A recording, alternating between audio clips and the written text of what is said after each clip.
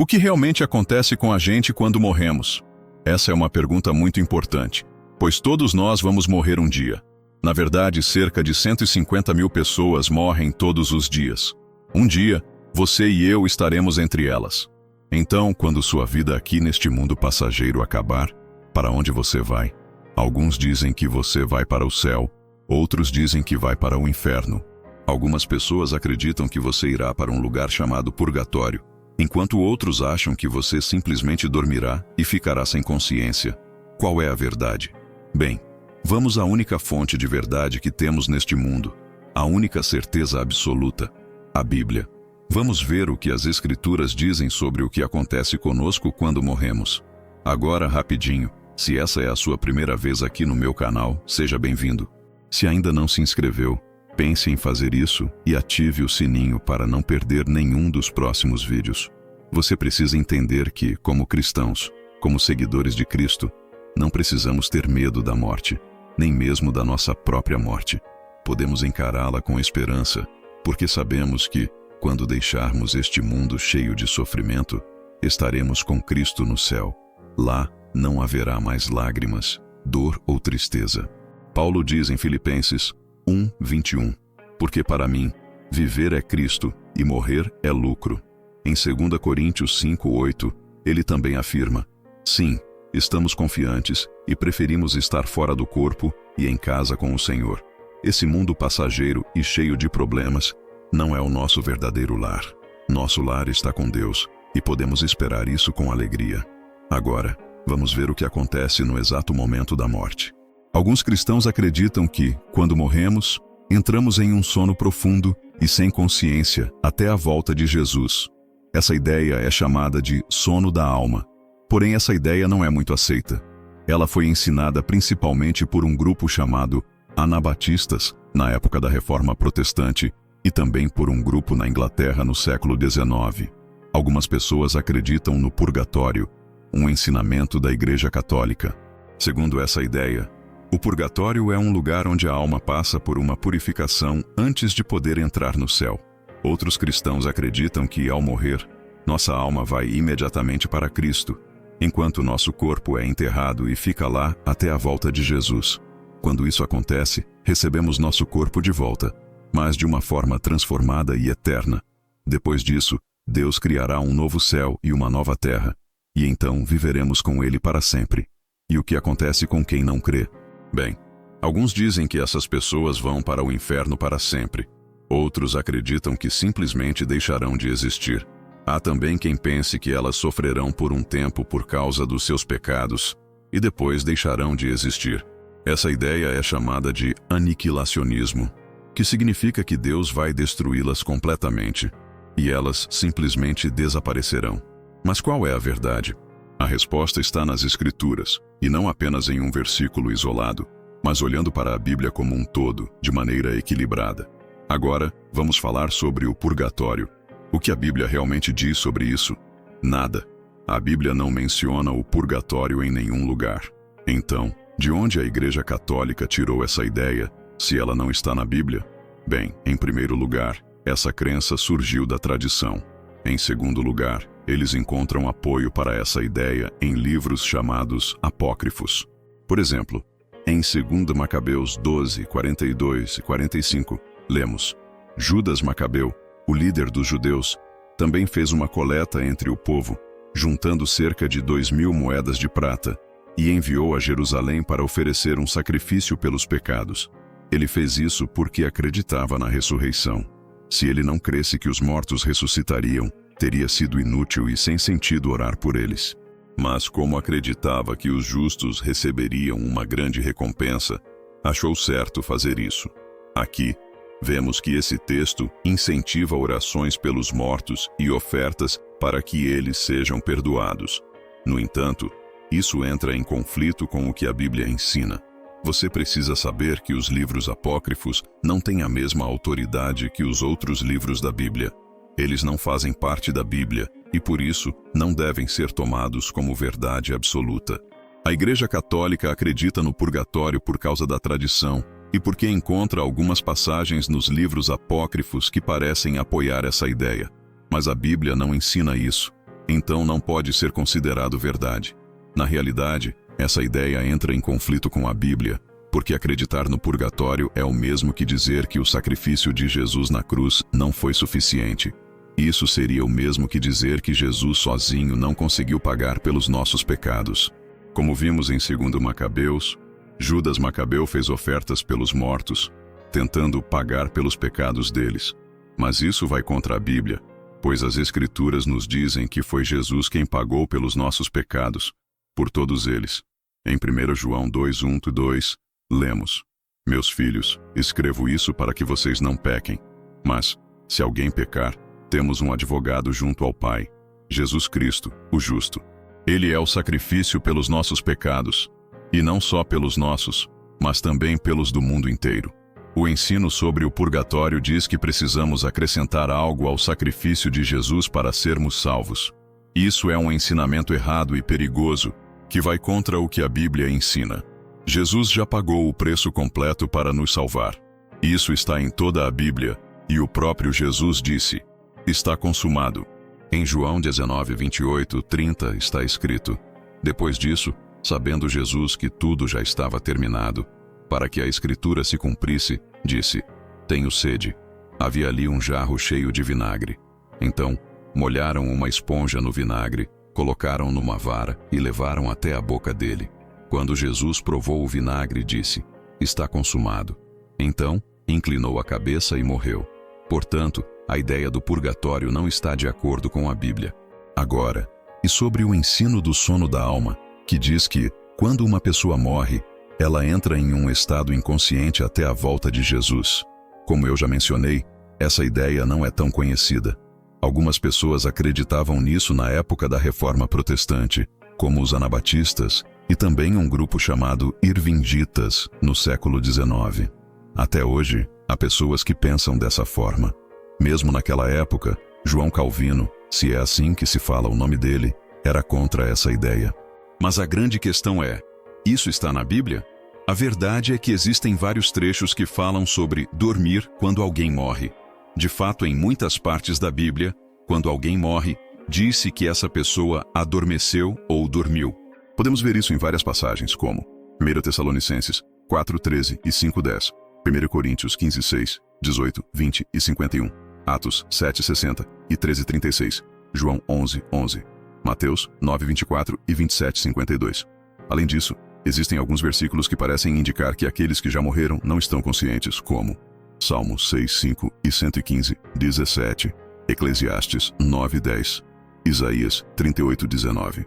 No entanto, quando a Bíblia fala da morte como sono, isso é uma maneira simbólica de dizer que a morte não é o fim definitivo para quem crê em Deus, assim como o sono é algo passageiro.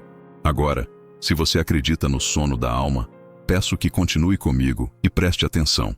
Vamos olhar para o Salmo 115:17, que muitas vezes é usado para defender essa ideia. O versículo diz: Os mortos não louvam ao Senhor, nem os que descem ao silêncio. À primeira vista, parece que ele ensina o sono da alma, mas não podemos tirar conclusões com base em um único versículo. O próximo versículo, Salmo 115:18, diz: Mas nós louvaremos o Senhor desde agora e para sempre. Ou seja, o texto não está dizendo que, depois de morrermos, ficaremos inconscientes por muito tempo, até só então estarmos com Deus. Ele está apenas enfatizando que aqueles que estão vivos devem continuar louvando a Deus. Agora, vejamos outro trecho frequentemente citado para defender o sono da alma. João 11:11. Depois de dizer isso, Jesus falou: Nosso amigo Lázaro dormiu, mas vou até lá para acordá-lo. Aqui, Jesus não está dizendo que a alma de Lázaro estava dormindo. Em nenhum lugar a Bíblia diz que a alma fica inconsciente depois da morte. Na verdade, quando os discípulos entenderam essa fala de maneira literal, Jesus explicou claramente: Lázaro morreu. Ou seja, quando a Bíblia usa a palavra sono para falar sobre a morte, é apenas uma forma de dizer que ela não é permanente. Nosso corpo fica aqui na terra, mas nossa alma vai para a presença de Jesus. Em Gênesis 3:19 está escrito: Com o suor do seu rosto, você comerá o seu pão, até que volte para a terra, porque dela foi tirado, pois você é pó, e ao pó voltará. No entanto, a Bíblia também diz que nossos corpos serão transformados na ressurreição. Filipenses 3, 20 e 21 ensina: mas a nossa verdadeira pátria está nos céus, de onde aguardamos o Salvador, o Senhor Jesus Cristo, que transformará o nosso corpo fraco para ser parecido com o seu corpo glorioso, segundo o seu poder que domina todas as coisas. Deus mudará nossos corpos em corpos espirituais, preparados para viver eternamente com Cristo. Isso acontecerá quando Jesus voltar. Mas, e agora? O que acontece com a nossa alma se morrermos antes desse dia? Se não vamos para o purgatório, nem dormimos, para onde vamos? A resposta está na própria Bíblia. Jesus disse em Lucas 23:43, em verdade te digo que hoje estarás comigo no paraíso. Jesus usou a palavra hoje, e não depois de um tempo no purgatório, ou após um período de sono da alma. Isso quer dizer que quando morremos, nossa alma e espírito vão imediatamente para Cristo. Paulo disse em Filipenses 1:23, tenho desejo de partir e estar com Cristo, pois isso é muito melhor. Mais uma vez, Paulo não disse que seu desejo era morrer e ir para o purgatório ou ficar dormindo até a volta de Jesus. Ele não falou isso. Ele disse claramente que queria partir e estar com Cristo. 2 Coríntios 5:8 reforça essa ideia. Sim, temos confiança e preferimos estar ausentes do corpo e presentes com o Senhor. Isso mostra que, quando morremos, nossa alma e espírito deixam o corpo. Não ficamos no corpo dormindo no túmulo sem consciência. Nossa alma não sai do corpo para ir ao purgatório, mas sim para estar com o Senhor no céu. Hebreus 12:22-23 diz: mas vocês chegaram ao Monte Sião, à cidade do Deus vivo, a Jerusalém celestial, a milhares de anjos em festa, à assembleia dos primeiros inscritos no céu, a Deus, o juiz de todos, e aos espíritos dos justos aperfeiçoados. Aqui, o trecho fala claramente de pessoas salvas que já estão no céu. Se lermos todo o capítulo, veremos que, ao louvarmos a Deus, estamos não só diante dele, mas também junto dos anjos e dos espíritos dos justos que já foram aperfeiçoados. Essa é a grande nuvem de testemunhas. No começo do capítulo, Hebreus 12:1 diz: portanto, já que estamos cercados por uma tão grande nuvem de testemunhas, deixemos de lado tudo que nos atrapalha e o pecado que nos envolve, e corramos com perseverança a corrida que nos foi proposta. Isso indica que aqueles que já estão no céu sabem de alguma forma o que acontece aqui na terra. Além disso, até os anjos se alegram quando uma pessoa se entrega a Cristo. Lucas 15:10 confirma isso. Assim, eu lhes digo, há alegria diante dos anjos de Deus por um pecador que se arrepende. Pense nisso. Todos os anjos festejando porque um pecador se arrependeu. Essa vida não é o nosso verdadeiro lar. Este mundo não é o nosso lar. Ele é passageiro. Estamos apenas de passagem. Lembre-se do que Estevão disse quando estava sendo morto. Em Atos 7:55-56, lemos: mas ele, cheio do Espírito Santo, olhou para o céu e viu a glória de Deus, e Jesus de pé à direita de Deus, e disse: eis que vejo os céus abertos, e o Filho do Homem em pé à direita de Deus. Porém, as pessoas que o escutavam começaram a gritar alto, taparam os ouvidos e, todas juntas, correram contra ele. Arrastaram-no para fora da cidade e começaram a apedrejá-lo. As testemunhas deixaram suas roupas aos pés de um jovem chamado Saulo. Enquanto jogavam pedras nele, Estevão orava: Senhor Jesus, recebe o meu espírito. E ajoelhado, gritou bem alto: Senhor, não os castigue por este pecado. Depois de dizer isso, morreu. Que mensagem forte! Estevão, cheio do Espírito Santo, sabia que seu espírito iria imediatamente para Jesus. Seu espírito foi para Cristo, enquanto seu corpo voltou ao pó da terra. Quando a Bíblia diz que ele adormeceu, está claro que isso se refere apenas ao corpo. Como ele poderia estar dormindo se seu espírito estava com Cristo? O corpo dorme por um tempo até o dia em que Jesus voltará para ressuscitá-lo, tornando-o um corpo glorioso e eterno, igual ao de Cristo. Então, viveremos no novo céu e na nova terra. Isso também faz sentido quando lemos 1 Tessalonicenses 5, 9 e 10. Porque Deus não nos destinou para a ira, mas para alcançar a salvação por meio do nosso Senhor Jesus Cristo, que morreu por nós, para que, Quer estejamos acordados ou dormindo, vivamos com Ele. Se estivermos dormindo sem consciência, não poderíamos viver com Ele. Isso só faz sentido se dormir significar simplesmente morrer. Como vimos na Bíblia, a morte acontece apenas uma vez. Você morre fisicamente uma vez nesta terra e depois será julgado. Hebreus 9:27 diz: E assim como as pessoas morrem uma só vez, depois disso vem o julgamento. Para nós, que cremos em Cristo, quando morremos, estaremos com Ele. Mas para aqueles que recusam Jesus como Senhor e Salvador, o destino será o castigo eterno. Pelo que parece, eles irão para um lugar temporário chamado Hades, onde esperarão sua ressurreição, julgamento e condenação eterna. Agora, Jesus nos deu um exemplo do que vai acontecer conosco quando morrermos, através da história de Lázaro, em Lucas 16:22-23. O mendigo morreu e foi levado pelos anjos para perto de Abraão. O homem rico também morreu e foi enterrado. No Hades, sofrendo muito, levantou os olhos e viu Abraão de longe, e Lázaro ao seu lado. Isso mostra que o corpo do homem rico foi colocado no túmulo, mas sua alma foi imediatamente para o sofrimento no Hades. Mais tarde, ele enfrentará o julgamento final. Apocalipse 20:11-15 fala sobre esse julgamento. Então vi um grande trono branco, e aquele que estava sentado nele. Diante dele, a terra e o céu fugiram, e não sobrou lugar para eles. Vi os mortos, grandes e pequenos, em pé diante do trono. Foram abertos livros, e outro livro foi aberto, o livro da vida. Os mortos foram julgados de acordo com o que estava escrito nos livros, conforme suas ações.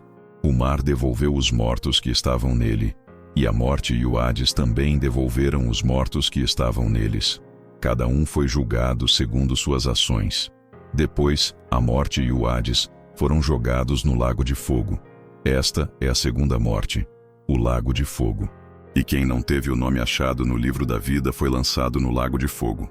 Já Apocalipse 21:1-3 nos dá um vislumbre da nova criação de Deus.